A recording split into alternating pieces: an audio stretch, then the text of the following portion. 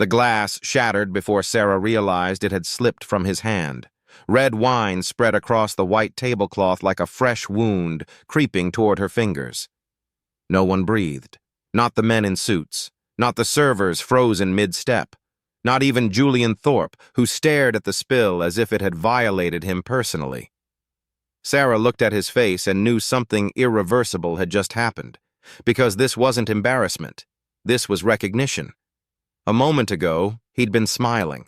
A cruel, lazy smile. The kind men like him wore when they were about to enjoy themselves at someone else's expense. Now his eyes were empty. "You," he said, barely audible. "I know you." Sarah's heart slammed once, hard. She could have denied it. Could have pretended she didn't hear. Could have bent down, cleaned the mess, returned to being invisible. Instead, she straightened. "Yes," she said quietly. "You do." Behind her, someone whispered her name. Ahead of her, the most powerful man in the room looked like he'd just seen a ghost.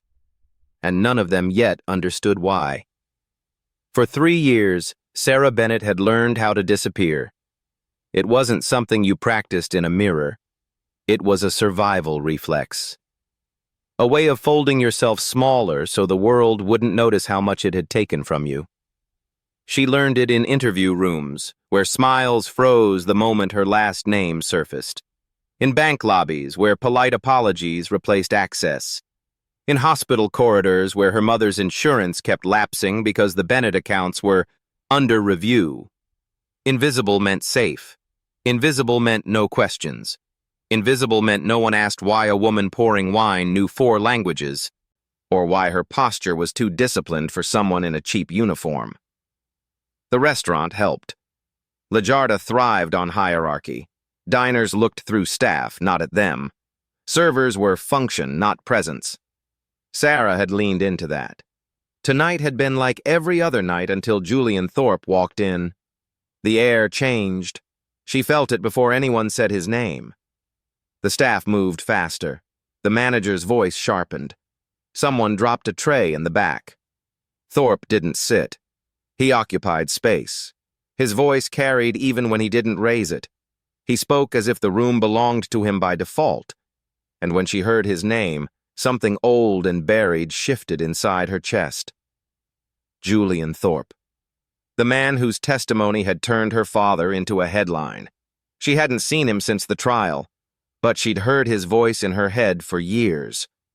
Calm. Certain. Unyielding. The numbers don't lie. Her father's heart had failed 2 months later. Sarah adjusted her apron and told herself to stay invisible. She didn't yet know that invisibility was about to be taken from her. The translator was lying. Sarah knew it the moment the words came out of his mouth. She was mid-pour when she heard it. The Japanese executive's tone was clipped, formal, edged with insult. The response that followed in English was soft, pleasant, false. Her grip tightened on the bottle. The lie wasn't subtle. It was fear-driven. The translator's hands shook. His eyes never met Thorpe's. Sarah finished pouring and stepped back, pulse quickening. This wasn't her business. That thought had saved her before. But this time, it didn't quiet the tension buzzing under her skin. The Japanese men exchanged glances. Their posture stiffened. Silence settled like pressure before a storm. Thorpe noticed. He always noticed when control slipped. And then he looked at her. "Why are you hovering?" he snapped. She flinched on instinct, then caught herself. "I'm just ensuring—" He cut her off, smiled. It wasn't a friendly smile. He slid the document across the table, knocking over salt. The sound echoed. "Since you're listening so closely," he said, loud enough for nearby tables to hear, "why don't you make yourself useful?" Her manager froze across the room. "Tell me what this says," Thorpe continued, tapping the page. "Go on, try Japanese." The silence that followed was total. Sarah stared at the document. She could read every word. Her father had taught her that language was power, that understanding someone else's words meant understanding their intent. She thought of his hands guiding hers over flashcards, of dinners where diplomats argued policy while she listened from the stairs. She thought of the courtroom, of Thorpe's voice. Something inside her snapped. She set the tray down, picked up the paper, and spoke. The room changed with her first sentence. Her voice didn't shake. It didn't rush. It carried. She translated the heading precisely. Clinical. Unforgiving. Thorpe's smile faltered. Then she turned to the Japanese delegation and spoke again, this time in their language. Not casually, not conversationally, formally, respectfully. She apologized, explained, clarified the lie. The effect was immediate. Chairs shifted. One of the men stood. Thorpe's color drained as realization hit him in pieces. The translator collapsed into himself. The document trembled in Thorpe's hand. When Sarah finally looked back at him, his eyes searched her face like a puzzle coming together. And then, the wine glass slipped. It shattered. "You're," he whispered. "Bennett." The name hung between them. She met his gaze. "Yes." She walked away before he could say anything else. She didn't wait to be fired. She didn't look back. She stepped into the night knowing she'd just crossed a line she couldn't uncross. What she didn't know was that Julian Thorpe had already decided he wasn't finished with her. Not even close. Sarah didn't sleep. She lay on top of the covers in her Queens apartment, fully dressed, staring at the ceiling as the city hummed outside the thin windows. Sirens passed. A neighbor's TV laughed at something canned and cruel. The radiator hissed like it had something to confess. Her mother slept in the next room, breathing shallow but steady. Every few hours, Sarah got up to check the insulin in the fridge. 2 vials. Still, 2.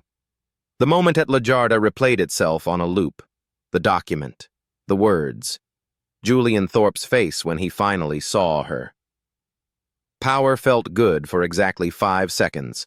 Then reality crashed back in. She'd quit the only job keeping them afloat. She'd humiliated a man who built empires by destroying people who crossed him. And she'd done it in public.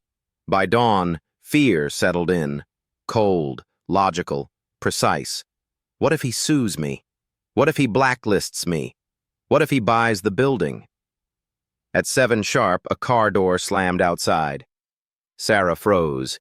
She moved to the window, parted the blinds an inch, and felt her stomach drop. A black SUV sat at the curb, out of place among dented sedans. A bodyguard stepped out. Then Julian Thorpe emerged like he owned the cracked pavement beneath his shoes. Her heart hammered. This wasn't over. She didn't wait for the buzzer. She ran down the stairs and burst outside just as his hand reached for the intercom.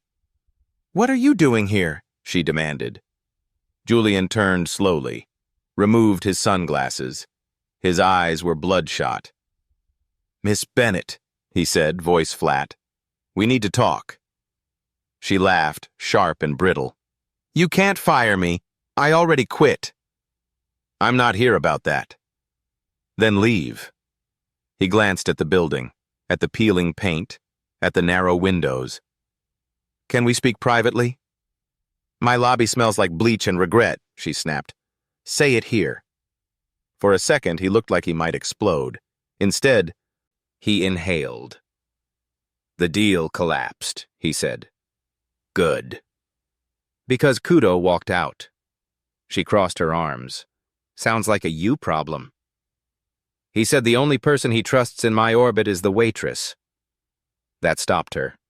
Julian stepped closer. "He agreed to one final meeting," he said, "on one condition." She already knew. "He wants you." The lunch felt unreal. Sarah sat at the table in a blazer she hadn't worn since before the scandal, her spine straight, her hands steady despite the storm inside her chest. When Mr. Kudo stood and bowed to her, the room tilted. Julian noticed. She didn't miss it. For 2 hours, she didn't just translate words, she translated meaning. She softened Julian's edges, reshaped his aggression into restraint. She bridged a gap no algorithm could. By dessert, the hostility was gone. By espresso, the papers were signed. Julian Thorpe had just made another fortune. He slid the USB drive across the table without ceremony. "Your files," he said.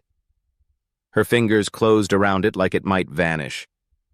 That night, alone in the hotel suite, she opened the data. What she found unraveled everything. The timestamps didn't align. The authorization couldn't have been her father's. A hidden signature pulsed beneath the surface like a bruise. Aries. The trail led somewhere she didn't expect. Marcus Thorne, her godfather, her father's best friend, the man who paid for the funeral. Her breath caught. No. She dug deeper. The evidence didn't blink. Betrayal hit harder than grief. It cracked something open inside her. Before she could decide what to do, the lights went out, and footsteps moved in the dark. They weren't amateurs. She heard it in the way they moved. Calm. Methodical. Confident. Her heart pounded so hard she was sure they could hear it. She hid behind the desk, fingers closing around the crystal decanter. It was heavy. Cold. The flashlight beam sliced through the room. "She's here." The voice was bored. The beam swept toward her. She moved on instinct. The decanter connected with a sickening crack. The man fell. She ran. The service corridor stretched long and narrow, the air sharp with bleach. The elevator didn't come. Then a voice stopped her cold. "Nowhere to go, Sarah." Marcus stepped into the light, gun in hand, smiling. "I didn't kill him," he said conversationally. "Stress did." Her knees trembled. He offered her safety, a new life. Silence. She thought of her mother, of hunger, of exhaustion. Then she saw his eyes. Empty. She threw the drive down the elevator shaft. Marcus screamed. The gun lifted. "Kill her!" Sarah closed her eyes, and the elevator dinged. "Drop the weapon." Police flooded the corridor. Julian Thorpe stepped out behind them, sleeves rolled, face carved from fury. Marcus froze. Julian went straight to Sarah. "Did they hurt you?" She shook her head, barely breathing. "The drive," she whispered. "I threw it." Julian smiled. "It was a decoy." Her breath hitched. "I already had the files," he said softly. "I needed him to come for you." The words landed like a slap. The camera blinked red overhead. Marcus was arrested. Robert Bennett's name was cleared in real time. Sarah slid down the wall, shaking. Julian looked at her like he was waiting for something. She stood and slapped him. Hard. Then she kissed him. Not gently, not sweetly. Chaos crashing into relief. She pulled back, breathless. "That," she said, "was for my father." The silence afterward was different. Clean. Mr. Kudo bowed to her again. Outside, sirens faded. Julian watched her like he was seeing her for the first time without underestimating. "You're done being invisible," he said. She nodded. "I'm done being a waitress." He smiled. "I may have a position open." She stepped into the elevator. "As long as you stop treating people like tools." He followed. "I can try." The doors closed. Weeks later, Sarah stood in a glass office overlooking the city. Her mother's treatments were covered, her father's name restored. The past didn't vanish, but it no longer owned her. She looked at the skyline, at the languages of power written in steel and light. Words mattered. Who spoke them mattered more. And Sarah Bennett would never stay silent again. Because the most dangerous person in the room was never the loudest. It was the one who understood exactly what was being said and chose the moment to speak.